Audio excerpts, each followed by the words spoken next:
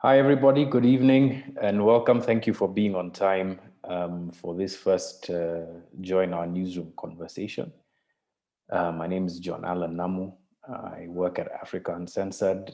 First of all, thank you to everybody who's joined so far. So what I want to do is to see if, in about two to 3 minutes, if there'll be more people joining, and then we can get the conversation started. But in the meantime, I'll share my screen for about a minute or two, just for you guys to get familiar with the housekeeping rules for this discussion, and then we can get started. Amasio. Once again, asanteni sana. I'll be with you guys shortly.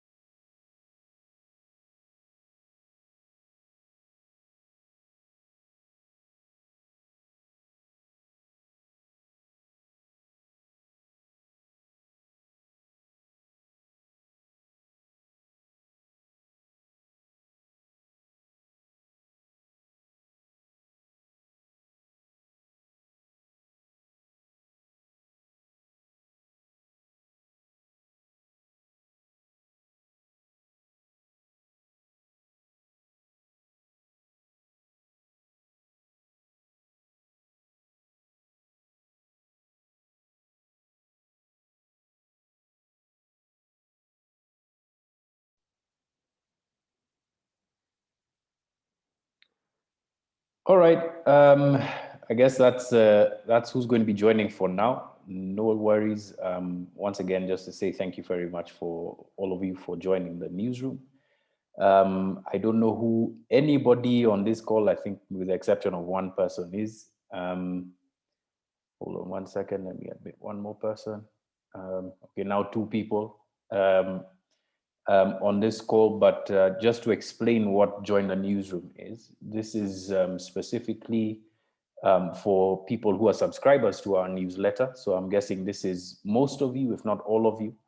And this is a conversation between you who took the time to subscribe to our newsletter and us as members of Africa Uncensored, to figure out how we can cover or investigate or report on stuff better based on what you guys think, before we put down our ideas, before we go out into the field, before we even pick up a camera or a pen to start reporting, I think it's apparent that newsrooms haven't been doing this at all, and kind of just going off of their own intuition or instinct or educated guesses. And sometimes, many times, they're right, but most times, winds up with investigations, winds up with stories that perhaps aren't reflective of what the lived experience is of most Kenyans, most Africans, or what the aspiration is for what you guys want to see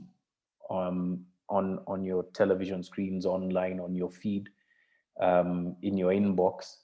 So we thought, why not just speak directly to people who are interested in our work and see what they might want. Of course, the risk that we run is that we're creating an echo chamber, but the hope is that we keep growing and widen this discussion so that we can we can finally get even closer to what it is that people are interested in. Thank you very much for the guys who've just joined. So let me just go through the housekeeping rules fairly quickly. And in as much as they're on your screen, I think it'd be even more effective to just talk about them. So keep your microphones on mute until selected to speak. I think given that we've had a year of Zoom calls and Google Meet calls and all sorts of virtual conversations, this is becoming a bit like table etiquette, but nonetheless it's important to say so. So keep your mics on mute until selected to speak. Use the raise hand icon at the bottom center of your screen. So usually it's down somewhere to the right over here, so bottom center to the right. And of course, lewd or disruptive participants will be ejected from the meeting. And by disruptive, I mean you're not giving people an opportunity to speak, or you're simply just trying to be disruptive. And then, finally, we are Kenyans, at least some of us here. We know what happens when Kenyan hand meets a microphone. Sometimes, we have comments that we say will be brief, but aren't brief. So for us to be able to have a robust discussion, just try and keep it short, and let people speak. Yeah. Then final things that I'd wanted to mention. So given that you're all members of our, or rather have subscribed to the deep dive, our newsletter that comes every 2 weeks. This is going to be something that we'd like to publish on our Vimeo channel. So of course it wouldn't be open to the public. You'd be able to access this conversation via a password, and it would sit on Africa Uncensored's Vimeo page, not open on YouTube or anything. Just so that people who are subscribers to the newsletter also have access to these conversations and see what they're about. And then now we can hopefully get more people in, right? And at the very end, before you go, just leave a bit of time. I'll share a link to a survey that we'd like to run to see what you guys think about this first session and what else you'd like for us to cover. So, okay, I've spoken now for 5 minutes. I think it's time to get going. Lots of people on here. So instead of doing a round of introductions, I think what we'll do is that every time you have an opportunity to speak, or the first time you have an opportunity to speak, you can just introduce yourself, say where you're from, 1 or 2 things about you, and then your question, right? And so the topic that we're discussing today is bottom-up economics, right? So a number of you will have heard about, bottom-up economics in the news recently. Key proponent of this being Kenya's Deputy President William Ruto, as well as his allies. Some would call some of them sycophants. Who am I to judge?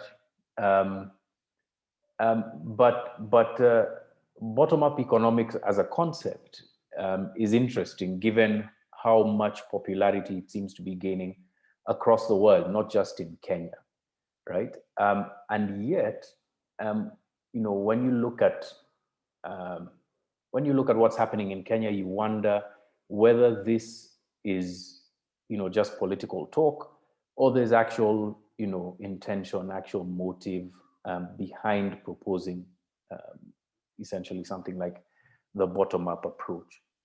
So usually what happens in our newsroom is once we go around, and sorry, by the way, I need to explain. There are no experts that are going to join this conversation at any point, unless there's an expert among us. There are no panels. This is really a conversation between you guys who joined and me and us as Africa Uncensored. So I'll say here, we're really at the discovery stage of what the ideas that we're discussing are, right? So don't feel shy or restricted in how you express yourself about these things. This is really just the beginning of the discussion, right? I'll be taking down some notes. So if you see me typing and stuff, it's really just to be able to capture some of your ideas. So before I go forward, perhaps the best place to start is at the beginning. What do you think, you know, the bottom-up economic approach is, before we even start talking about how it applies in Kenya? What do you think bottom-up is? And, you know, maybe you can give us a bit of an explanation about the same. Remember, how to raise your hand is down on your right. You'll see an emoji with a smiley face and a plus. Just click on it, and there's an icon there that says raise hand. So I'll click on mine, for instance, and you'll see the hand raised. If you want to put it down, you can just lower your hand. All right. So first question, you know, what is your understanding of what bottom-up economics is? You can raise your hands now.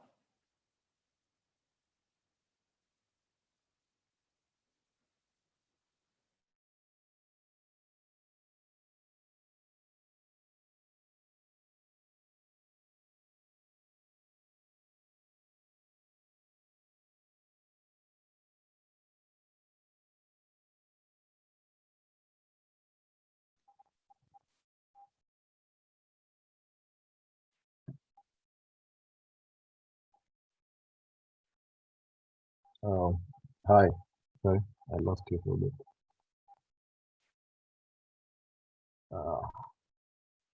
Okay, I can't hear anything.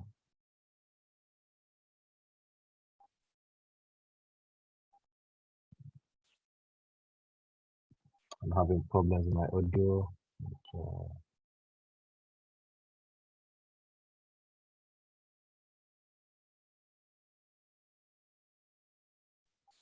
Oh, sorry. Okay. So my name is Cyprian Kimutai.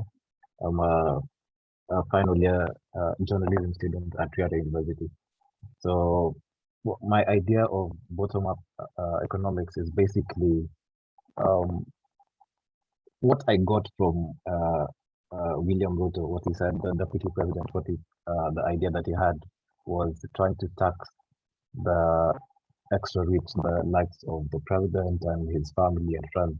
So as a sort of revenge for sidelining him for the last few years, the idea of bottom-up economics is trying to make sure that they bleed, making sure that whatever wealth they've gathered for the past 2 terms will be used to quote-unquote build the economy or try to help the wananchi.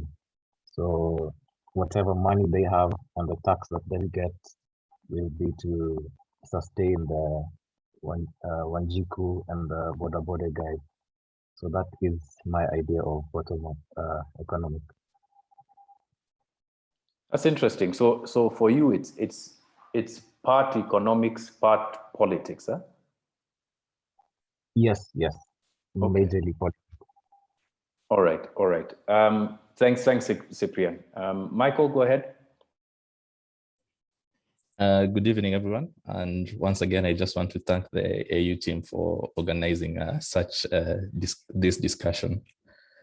I am not so sure, I may not have a very accurate answer on the issue, but I think anytime someone uses anytime the word bottoms up has been used, I think it's much more in terms of people focused, where you start with the grassroots level, the community in mind when it comes to economic planning, rather than starting at the higher policy level.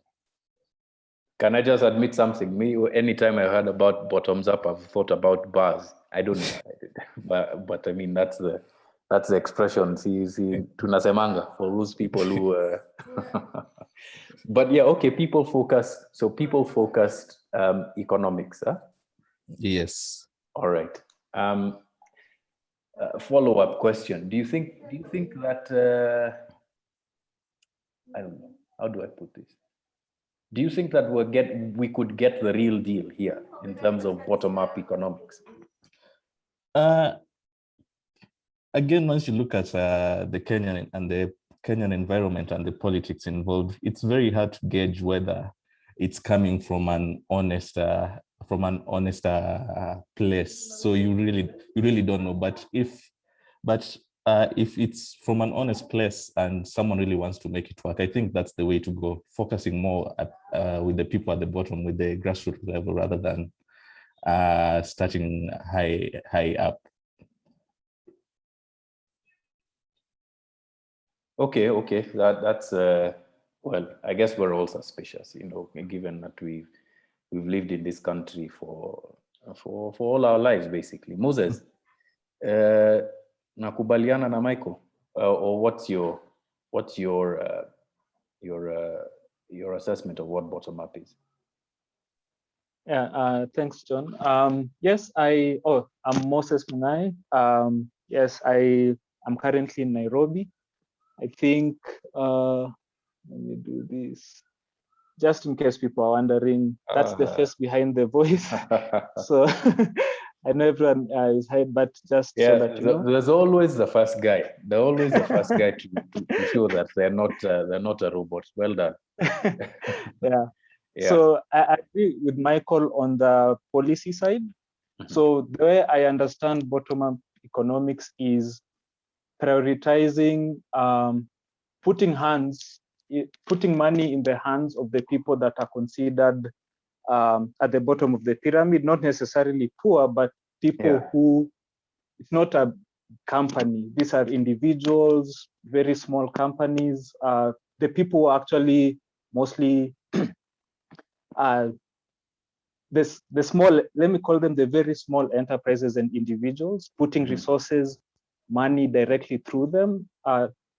This can be making sure that they have access to capital, they have access to resources like wheelbarrows, which are more useful for them at that stage. For example, like it increases their productivity. So I'd say that's my understanding of bottom-up economics. Okay. All right, cheers, Moses, and cheers for being the first one to put on your camera. We'll see who else is brave enough. Helen, go ahead.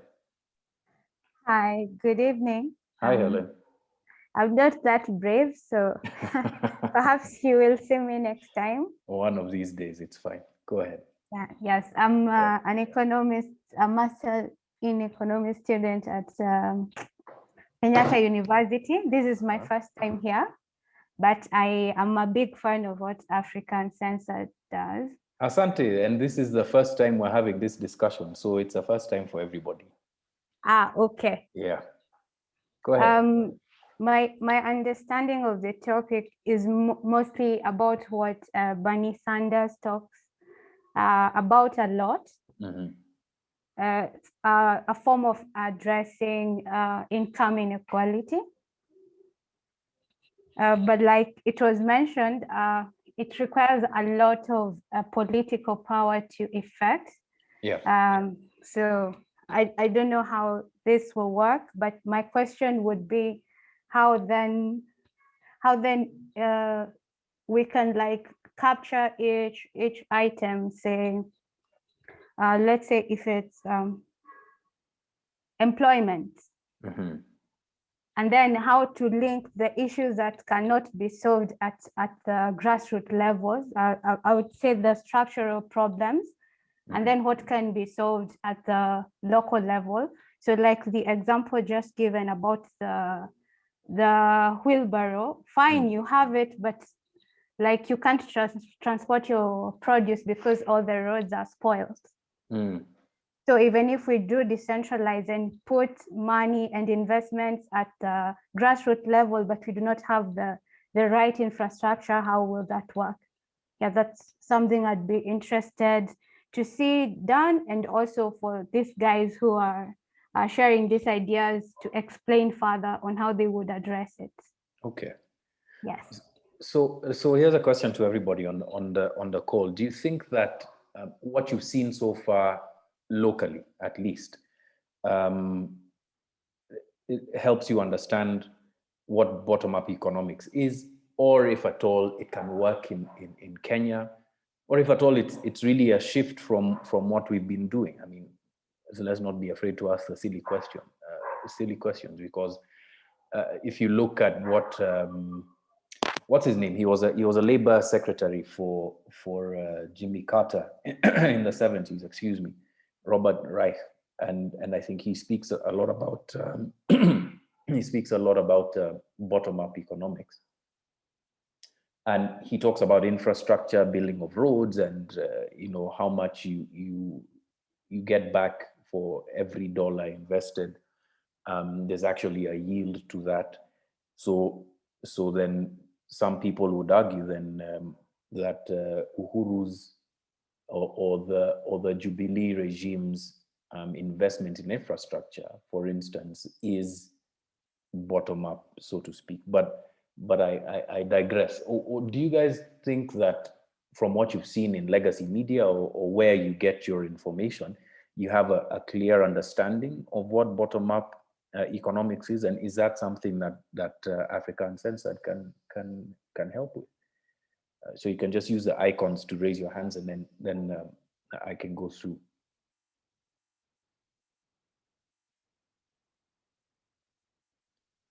Okay, Helen, I don't know whether you've put yours up or still up. Moses, let me see if someone else puts their hand up so that I can give someone else an opportunity. But I'll come to you in case no one else does. Let's see. There we are, Michael. This is kind of weird. It's like being the teacher in a classroom, and you have Machopi. Me, I was never one of them, so I never used to raise my hand. But you have the sharp guys in class who raise their hands first. So Michael and Moses, I'll give you guys a beat, kidogo. See if anybody else raises their hand first. I'll just ask again. So do you think you understand what bottom-up economics is based on where you get your information from, and how can we help with that as Africa Uncensored? All right. Okay, so I'll go back to Moses. Moses, go ahead. Okay, thank you. So to answer your question, I don't think I've gotten a good understanding of what bottom-up economics is based on the sources I've been getting. Yeah. And to your question about what Africa Uncensored can do, I think part of it is we haven't found a good localized analysis and explanation of what bottom-up is. So as I believe, I'm sorry, I can't remember her name, but Helen. Helen. Yeah. So as Helen mentioned, she mentioned Bernie Sanders. There's a context of how I can understand in America bottom-up looks for them, because it's been very politicized during this election cycle they had. But I think in our case for now, we only have pretty much one view, which is the deputy president's selling point. And it will be good to just understand how can this look? Right now, it's very attached to wheelbarrows, but then in a Kenyan context, what does it look like? Okay. Yeah, what does it look like? That will really help a person like me to understand what it is. And yeah. And thanks for giving me another chance. No worries. In the newsroom, there are those people who usually speak more than once. I'm usually one of them. So it's cool. Cyprian, go ahead, man. Yeah, so I was saying, I've seen a lot of critique, especially on the papers. It's mostly op-eds where people are trying to maybe support the idea or not support the idea. Recently, I read an article where I think it was the Star, where someone broke down the Vision 2030 formula and said it was part of the bottom-up economics. It was sort of structured to ultimately favor the Wananchi. And I guess there's some truth to it, but I haven't they haven't really explained it on what and exactly why it failed. And if it's similar, maybe the idea will fail ultimately. So if you guys can probably open a session discussing with experts and maybe someone to analyze the idea itself and try to compare with other strategies that have been used past few years, that would be a great idea. And also trying to highlight successes or even failures from abroad.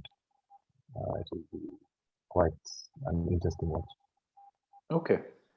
All right. I know Michael had your hand up, but I saw Nyakerario's hand up. Nyakerario, go ahead.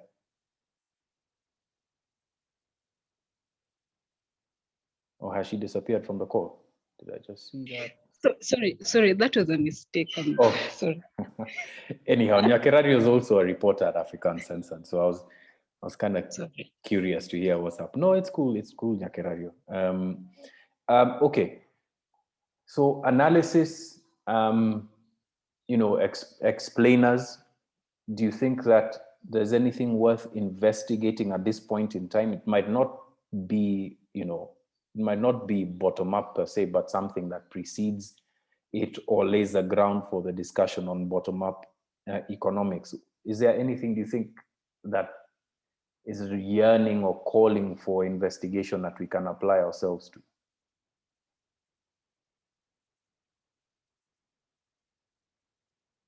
Anybody? Yeah, sorry. If you can be brave enough to maybe investigate how William Ruto maybe got involved and whether he used the bottom-up economics. It's really interesting. That's interesting. Okay, and it's interesting in this way. So I spoke to some of or at least to one of the people who's helping craft bottom-up, the bottom-up approach yesterday as I was preparing for this call, and I think it's even in the public domain that this isn't so much, at least, okay, so there is some thinking around, bottom-up economics, and in many ways, Moses, Cyprian, Michael, Helen, you're right to the extent that, this is some of the thinking that applies. So you get, you focus on cooperatives, for instance, to be able to build up the milk farmer or the coffee farmer, and you try and increase the yield per bush of coffee. I think right now we're at 3 kgs. We used to be somewhere in the region of 10 to 15 a couple of years, not years, decades ago. And in that way, you're able to put more money in the farmer's pocket. So there is credence to the bottom-up approach. Why I say it's an interesting segue, Cyprian, is because it seems, and there are people who've admitted as much, that this isn't so much about the economics as much as it is about creating a political constituency for William Ruto, right? That political constituency being the people who, I wouldn't call them disenfranchised, but just, well, in a sense they are people who've been excluded through the decisions of the government in the past, through the economic approach of the government in the past, from participating in the economy. So the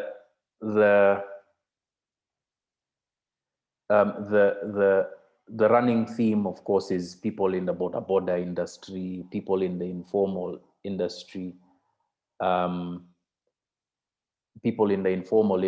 people who work selling clothes, tumba, etc.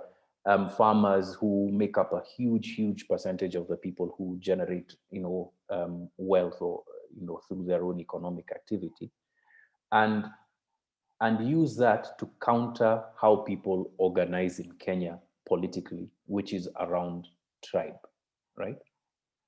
And if you think about it, I mean, not to say that I'm a proponent for it, but this would be, or maybe let me ask the question before I give my opinions. Do you think that that's a successful way of changing the conversation around the elections from one that is tribal, where now you'll see the various political constellations looking for one tribe, two tribes, three tribes here, to one that's really not about tribe, but about an issue that that affects us all?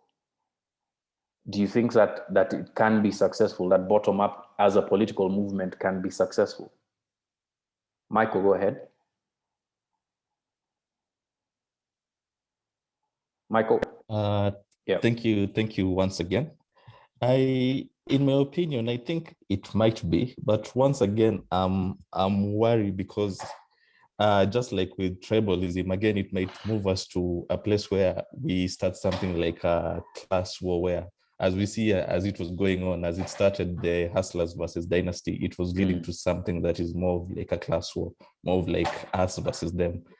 So as politics always does, it always creates the us versus them thing that might not lead us to where we want to go. Mm-hmm. Even if the intentions are well. Wacha niulize on behalf of Shetani, is us versus them in terms of economic paradigms really that bad a thing?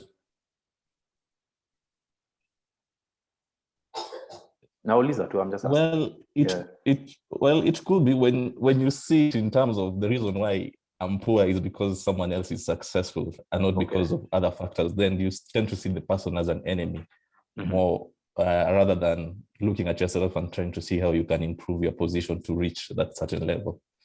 Okay. So then, how would you couch it? How would you talk about bottom up? If you were in Ruto's position, right? Would you even talk about it? Would you even use this strategy at all?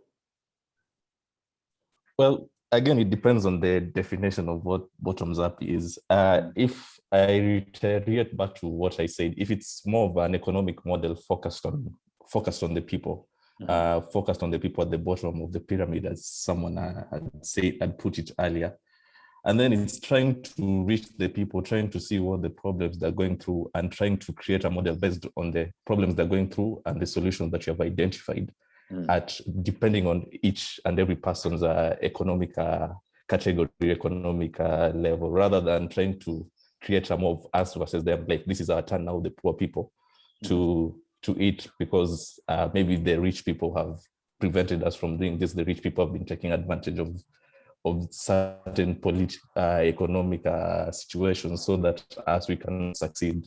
So instead of creating that us versus them, you can try to be more of a solution based rather than antagonizing people against each other. Okay. Helen, well, you had a response. Maybe you can go ahead first. You've kind of sort of touched on it, but I would agree with that. If we move to this kind of discussions, then it is possible that our politics can move from being mainly tribal, then we can have things like people, say in agriculture, having a voice, and also having, of course, lobbyists and farmers, regardless of their economic status, mostly, and tribe, then they can all perhaps agree that we need, like something you've tackled before, safer pesticides and fertilizers. And I think I am hopeful that we can get there. Because I feel like the fact that we don't talk about these things, it means we never address them. I was working on some assignment, and I discovered there are actually statistics about gender parity that are shared, and we're not doing well, but we fail in areas where other people have succeeded. For instance, farming is mostly managed by women, but there are not many options or products being offered to support women who are farming, but agriculture is our biggest, is the backbone. So I think it's a bit sad that we don't talk about such things. And I would like to one day vote for a candidate who has a policy proposal for such things. Yes. You know, if you think about it in a sense, there's elements of bottom-up in different economies where interest groups, so like you're talking about farmers, you might even be talking about farmers, a subset of farmers. So there's female farmers, women, of course, like who generate most of the economic activity. So these economic interest groups then now become lobbies, then sometimes even form political parties. If you're thinking about the Labour Party in the UK, for instance, it essentially is an economic interest group that represents the interests of the labor movements, of workers, and it would be really super interesting to see. You see, like how much interest there is even now when our tea isn't doing well. Whenever there's like an AGM for KTDA or a gathering of people in the tea sector, how interesting and how well attended those kinds of functions are in the countryside. It would be interesting to see what a political movement that captures those kinds of sentiments looks like. But here's another one. So one of the big things in the country right now, and for a long time, let me see if I have this book. If you see, like this book, Looters and Grabbers by Joe Hamisi. I think he was the MP for Bahati, right? If you read it, it's really just a compendium of all of the the corruption scandals in Kenya between 1963 and 2017, right? I don't know, and this isn't a critique so much of Joe's book. I don't know if he had to really work that hard to now like create interesting prose around it, because he's really just gathered every single corruption scandal that we've had in this country. And my long-winded way of asking this question is, look, can this kind of paradigm shift in our politics survive the corruption that's in the country? Can it survive the kind of corruption that we see in our country? I don't know what's your experience of corruption in Kenya. Is it just what you read, and do you think that it is so pervasive that it could kill an idea like this?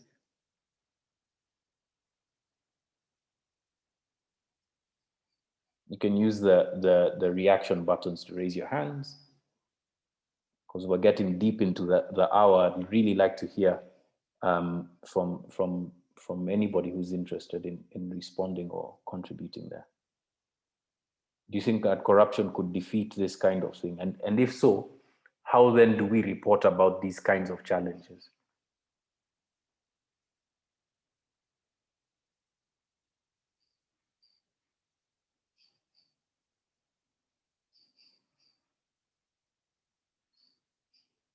Go ahead, Moses.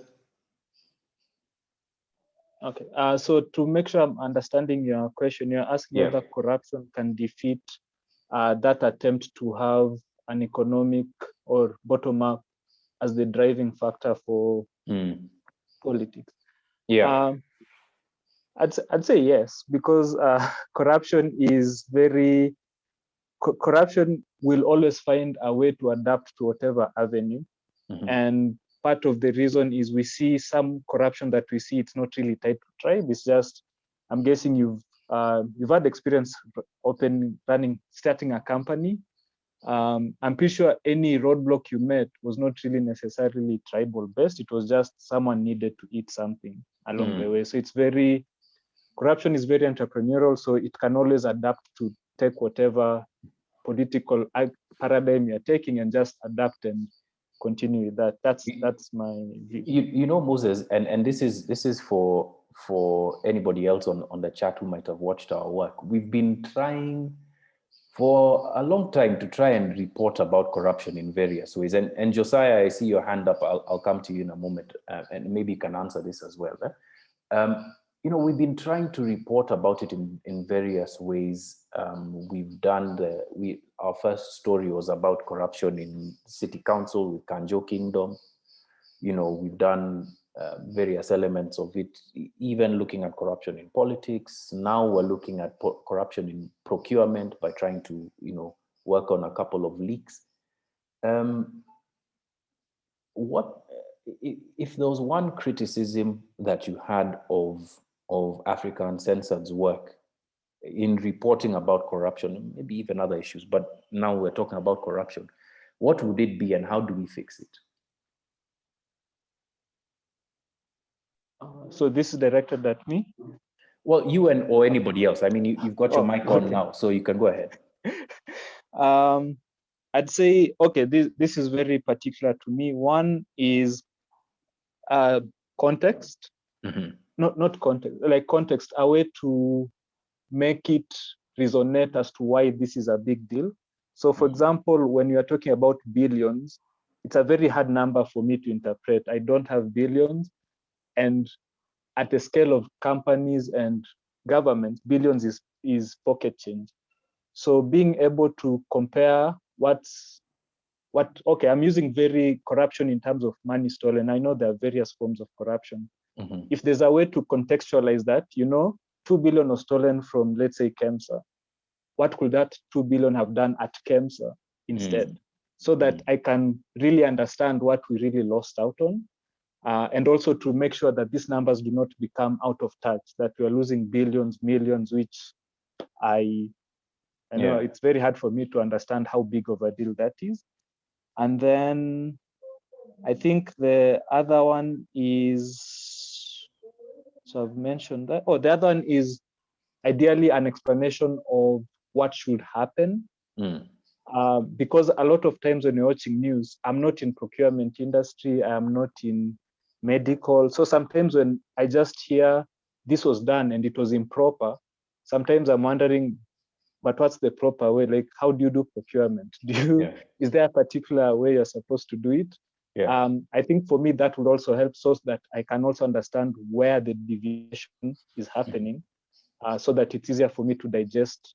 This is exactly what was being done wrong, and this is the impact of whatever didn't happen. So that's my answer. Okay. Elizabeth, go ahead. I'll come to you, Josiah, but Elizabeth, go ahead first.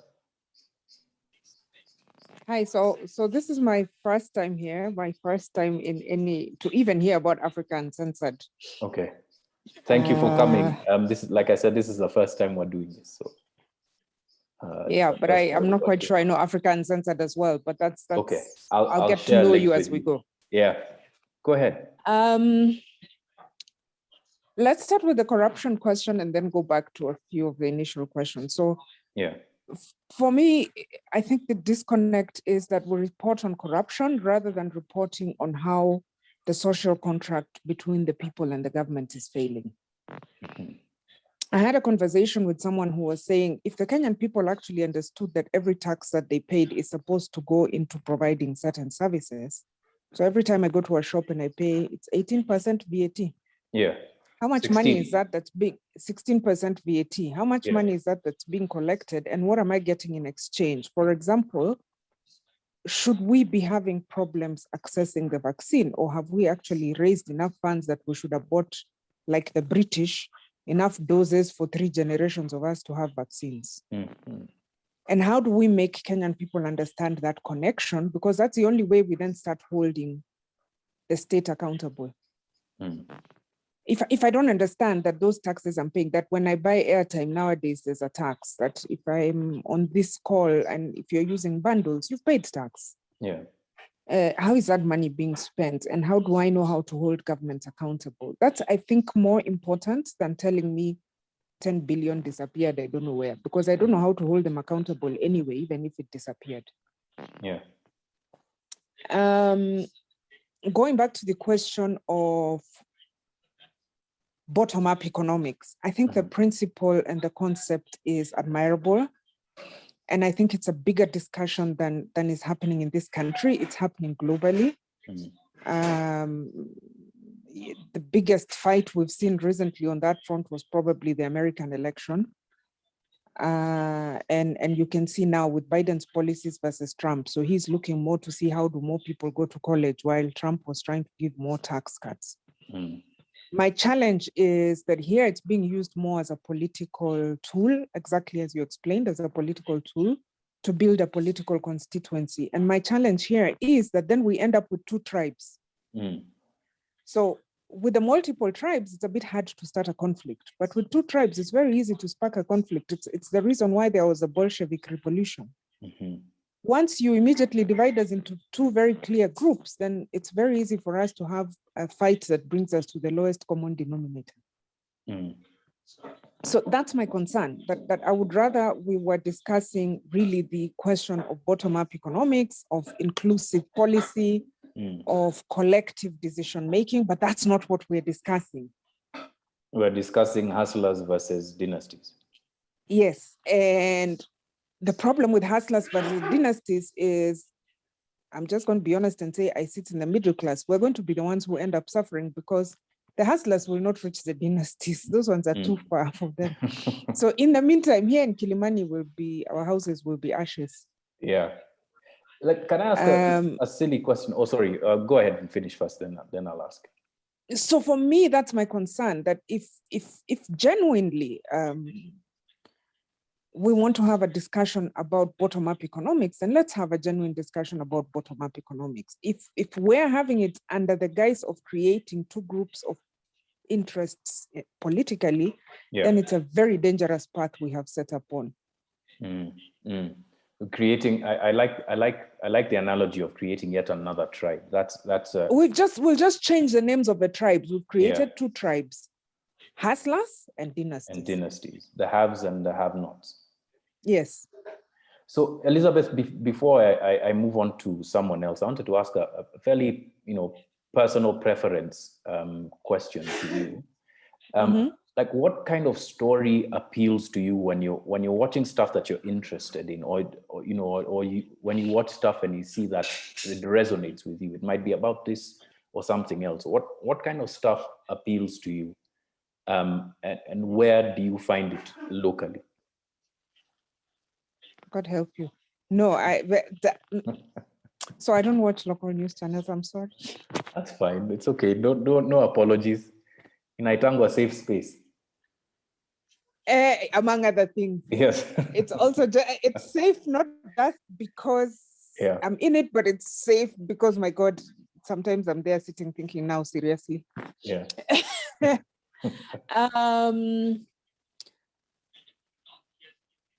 I don't know that I'm a good demographic to look at in terms of what appeals, but I'll just be honest. I am more the kind of person who's looking for nerdy kind of stuff. So give me more information. Okay. Examples, I would say, I think I've seen some documentaries on Deutsche Welle, or I think Euronews also have them, where they call them Undocumented Europe on Euronews, where we go into interesting stories like what happens, how do they harvest? How is the harvest collected in Europe? And then the whole thing of seasonal workers coming from North Africa comes onto the table, and this is how we've been sustaining our economy and blah, blah, blah, blah, blah. And so like last year with COVID, they had real problems. Okay. So I would be interested in having, for example, let's give current context. One interesting story that I've been watching and saying, I wish this was a story somewhere, is how people are accessing or not accessing the vaccine. So like stuff on because vaccine we all know nationalism, that but also internally. We have guidelines, but I know a lot of people who are outside the group of guidelines that have vaccine. And I also know a lot of places where the vaccine has not been taken up. Yeah. And what are the stories there? And how do we give them visibility? And then how do we then address those issues from a policy perspective? Yeah.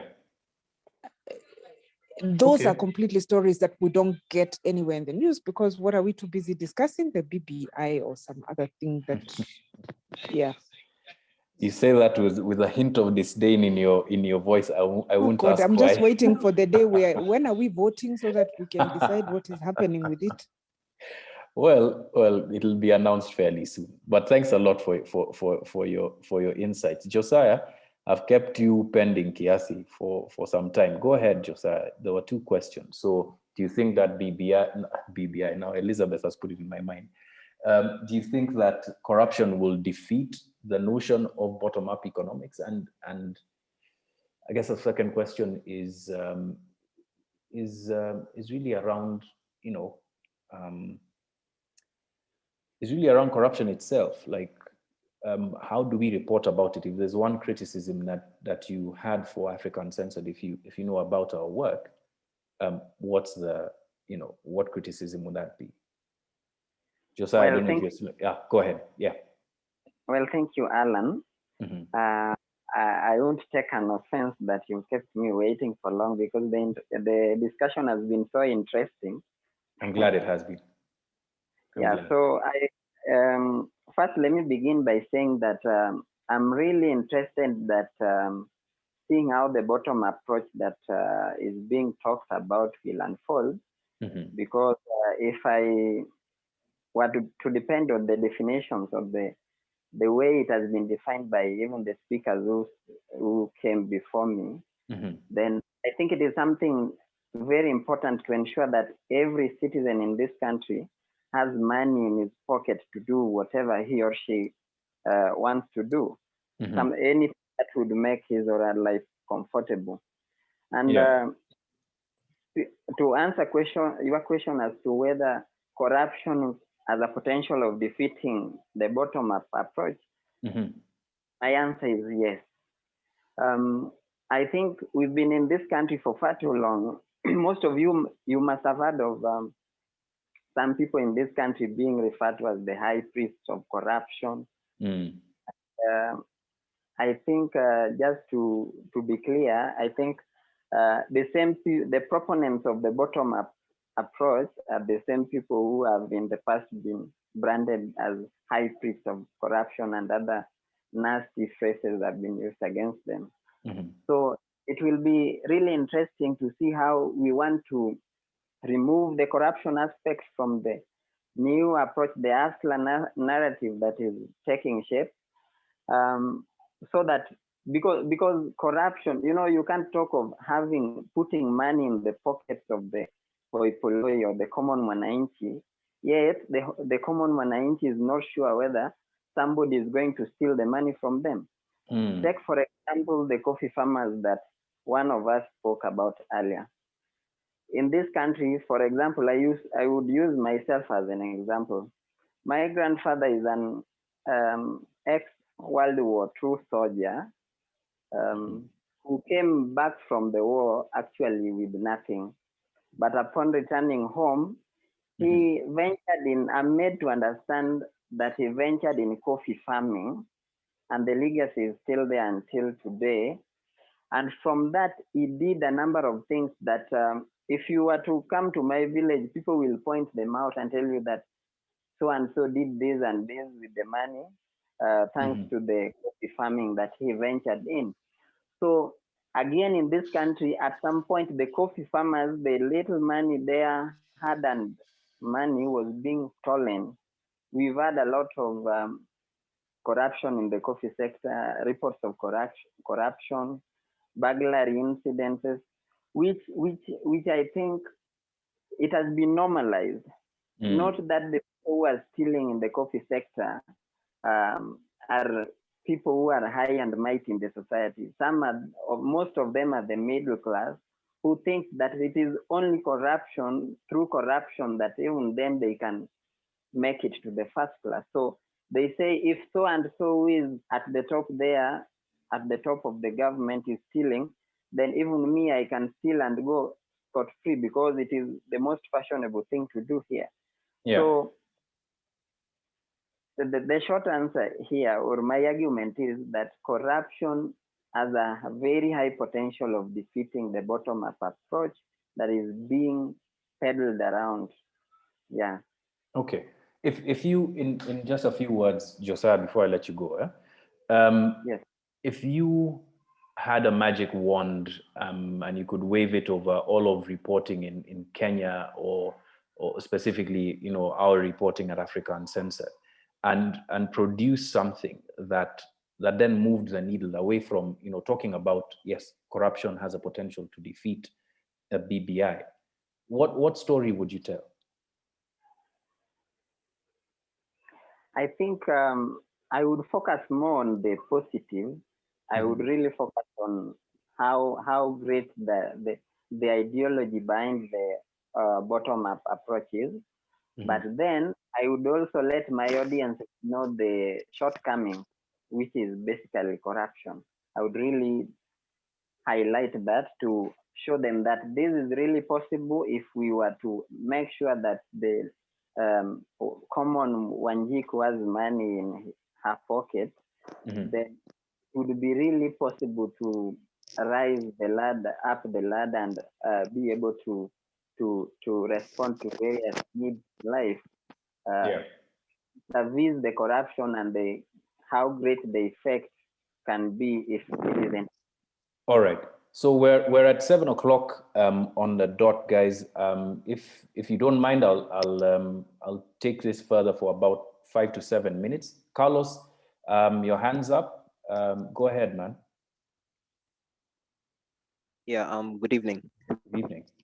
So, mine. I just wanted to respond to the question where you asked what sort of content we'd be interested in seeing regarding this subject. And I'd be interested in, because you usually have access to these people, you interview them, etc., is specifics. I mean, not just saying that this, what the bottom-up approach is, we are going to empower the people who are at the grassroots level.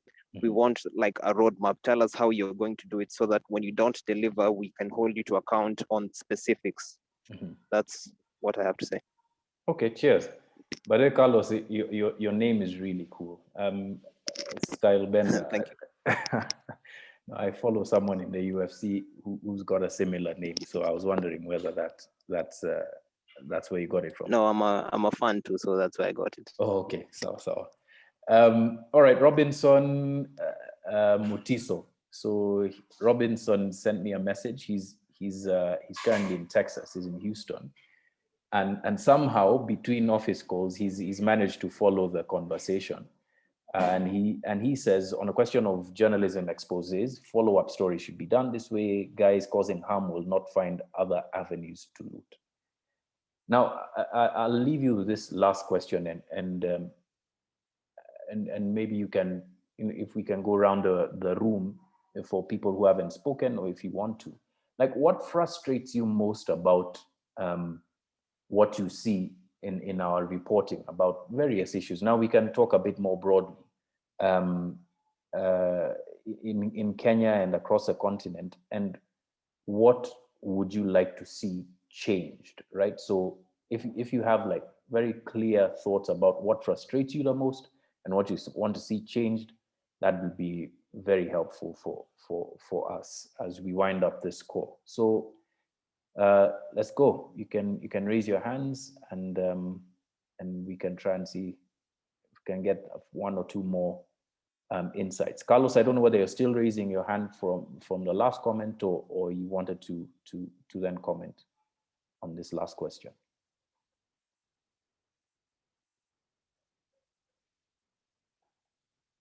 Okay.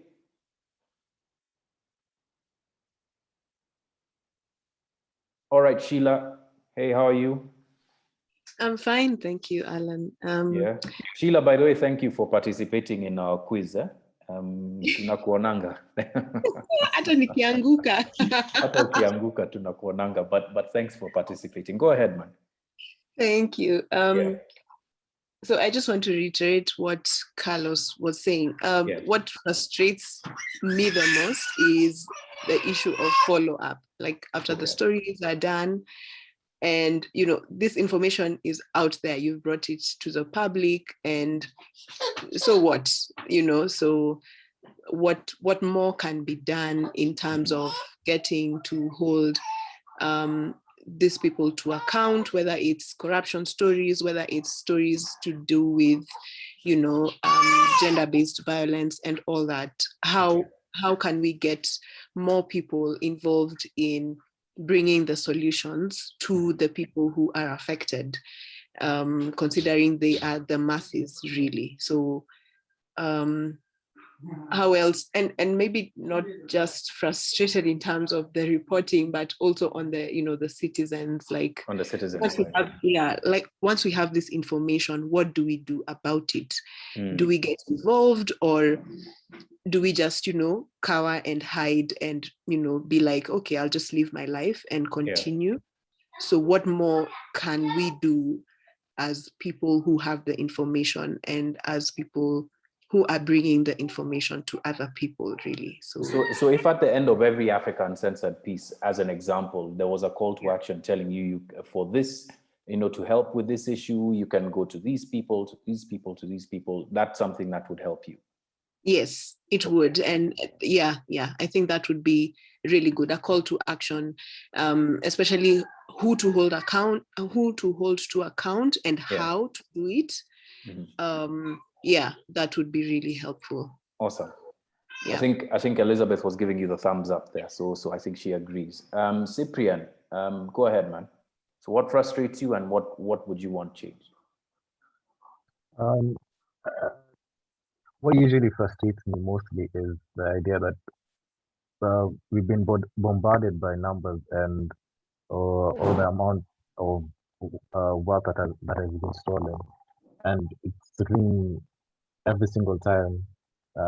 Like we memorize the numbers, we know a certain amount of money has been stolen, and blah blah blah, and this is the culprit, and and just to reiterate what the others have said,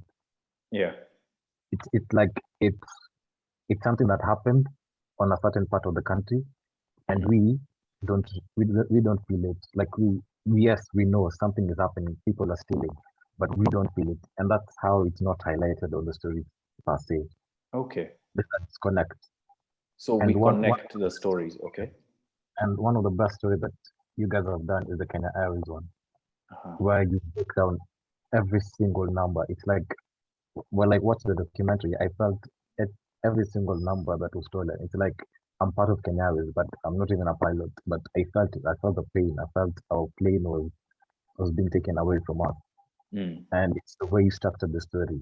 You are able to say how at the end we will cry the most. We, the citizens, will pay the ultimate price, because we'll have to pay the financial burden. And I felt it. Like I had to go on the streets and try to fight for my country. So if you can, as Sheila had said, if you can structure it in a way that we can, there's a call to action at the end of the story. That would be really good. Yeah. Okay. Cheers, Cyprian, and thanks a lot for the compliments about the KQ story. I'll let the producers, the team know. I'm sure they'll be very, very chuffed to hear that that you enjoyed that. Helen, I'll give you the last word. Oh wow. Yeah. Quite an honor. Thank you. Actually, just something Sheila and Cyprian have mentioned. It's about what we do with the information once we get it. I'm very passionate about this. I think being a student of economics, I feel like we lack civic education, and most of the times people feel helpless. And when you're bombarded with all this negative news, you just like, it's like you protect yourself, sort of like you become immune, or you just switch it off. And I think maybe, like they've mentioned, we could really do better generally in highlighting what power do the people hold, for instance.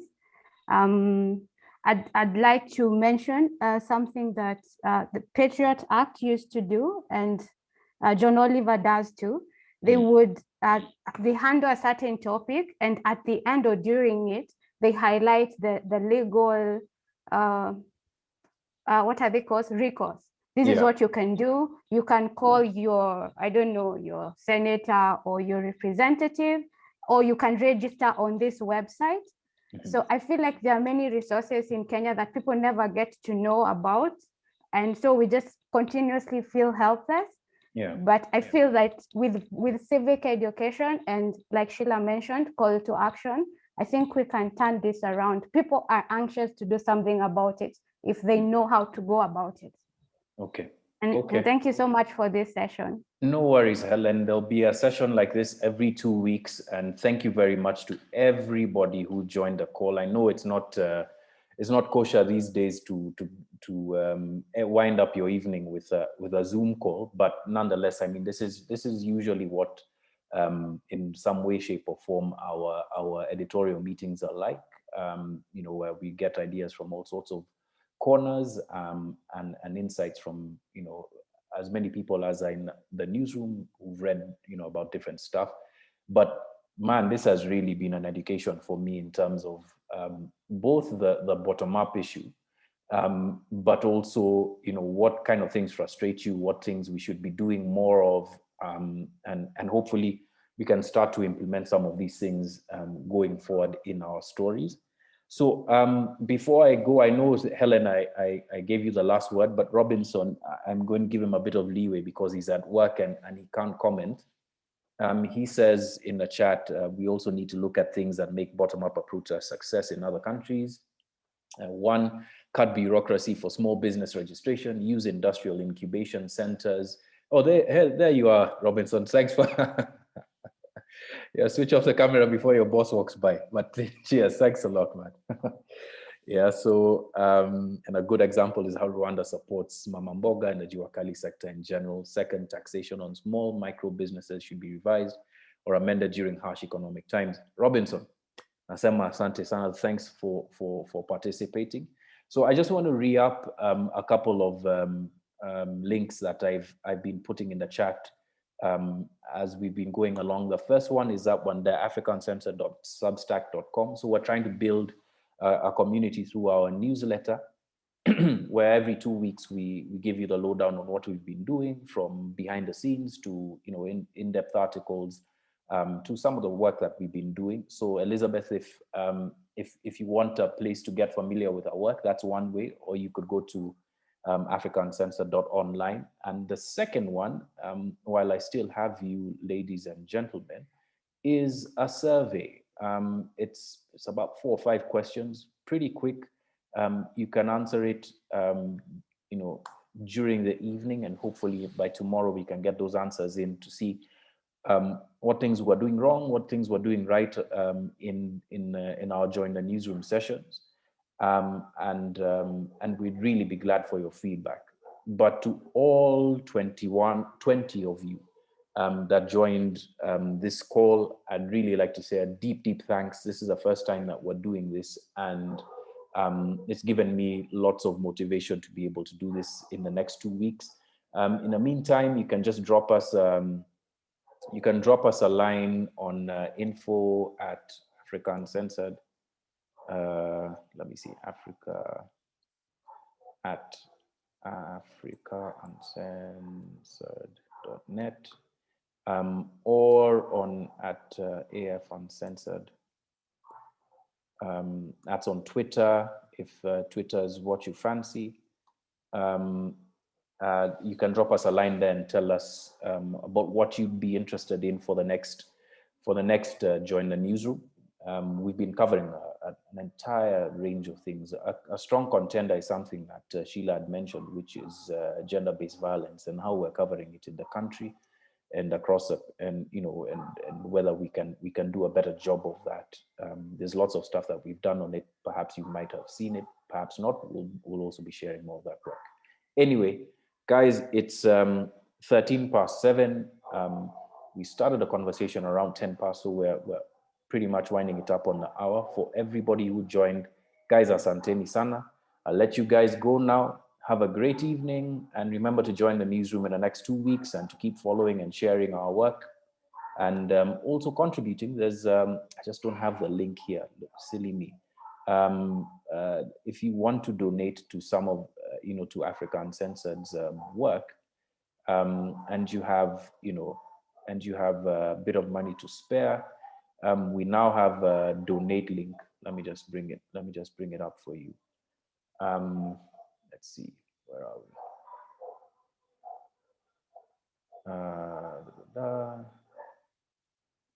Here we are. So yeah, so you can donate. Cyprian, 15 minutes to the quiz. Okay, so let me not cut down the time.